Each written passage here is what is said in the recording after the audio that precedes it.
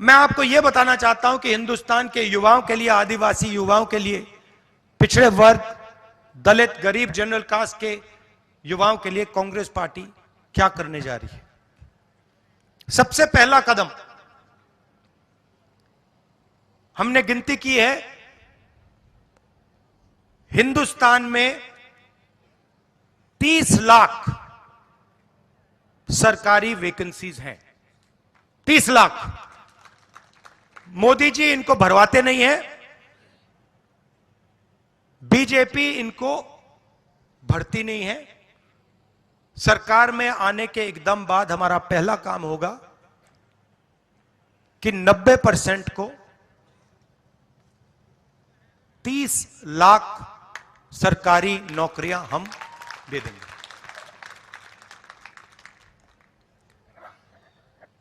दूसरा ऐतिहासिक काम, हम मनरेगा प्रोग्राम लाए थे, रोजगार का अधिकार। लाखों लोगों को फायदा हुआ, अधिकार दिया हमने। वैसे ही हम हिंदुस्तान के युवाओं को, सब युवाओं को अप्रेंटिसशिप का अधिकार देने जा रहे हैं। और यह अधिकार हर ग्रेजुएट, हर डिप्लोमा होल्डर को मिलेगा। अधिकार क्या है कि कॉलेज, यूनिवर्सिटी, डिप्लोमा के एकदम बाद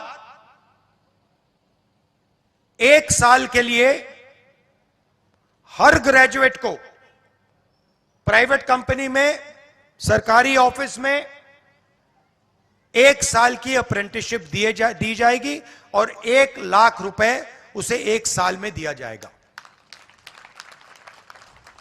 और यह हर ग्रेजुएट के लिए किया जा रहा है। ये जो लाखों लोग कह रहे हैं कि हम बेरोजगार हैं, कॉलेज के एकदम बाद अगले दिन इनको अप्रेंटिसशिप मिल जाएगी और यह अधिकार होगा। यह ऐसे नहीं होगा कि भैया हमें देना है तो देंगे, नहीं देना तो नहीं देंगे। यह मनरेगा जैसा अधिकार होगा, कानूनी अधिकार अप्रेंटिसशिप का आपको दे रहे हैं। इससे देश में करोड़ों युवाओं को फायदा होगा, ट्रेनिंग मिलेगी और पहला साल का, एक प्रकार से पहले साल का रोजगार मिलेगा। भारत जोड़ो यात्रा में बहुत सारे युवा आए, कहते हैं राहुल जी हमने एग्जाम की तैयारी की, हम गरीब हैं, 3-4 महीने हमने मतलब रात दिन कर दिए, एक कर दिए। एग्जाम के दिन पता लगता है 5% वालों के टेलीफोन पे पेपर लीक। हम ईमानदारी से काम करते हैं और जिनके पास धन है पेपर चुरा लेते हैं और फिर उसके बाद हमें कहा जाता है कि देखिए पेपर लीक हो गया तो आपको अब नौकरी नहीं मिलेगी। पुलिस की भर्ती में होता है, पटवारी, सब भर्तियों में होता है। तो हम एक नया कानून लाएंगे,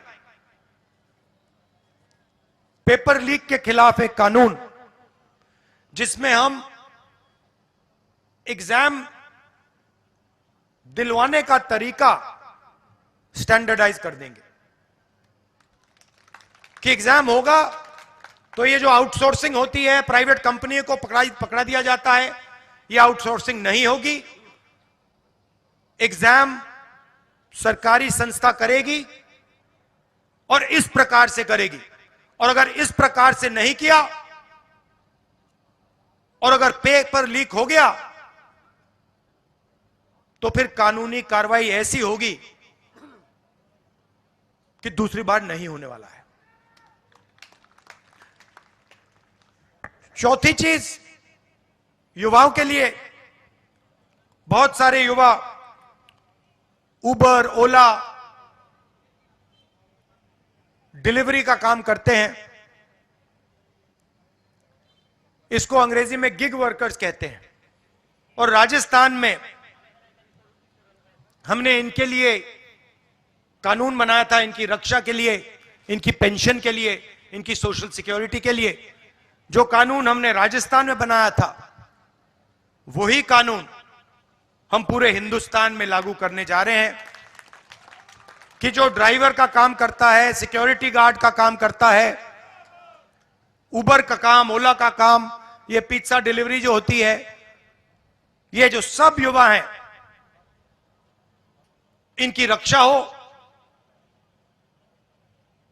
इनका एक प्रकार से पेंशन हो, सोशल सिक्योरिटी हो, और इनको एक दिन में सड़क पे ना करा जा सके। तो इसके लिए हम एक हिंदुस्तान में एक कानून बना रहे हैं। और पांचवी चीज, यह भी ऐतिहासिक चीज, नरेंद्र मोदी जी ने स्टार्टअप इंडिया किया, स्टैंड अप इंडिया किया, मेक इन इंडिया किया, कोई फर्क नहीं पड़ा। वो सारा का सारा 2-3 अरबपति उठा के ले गए।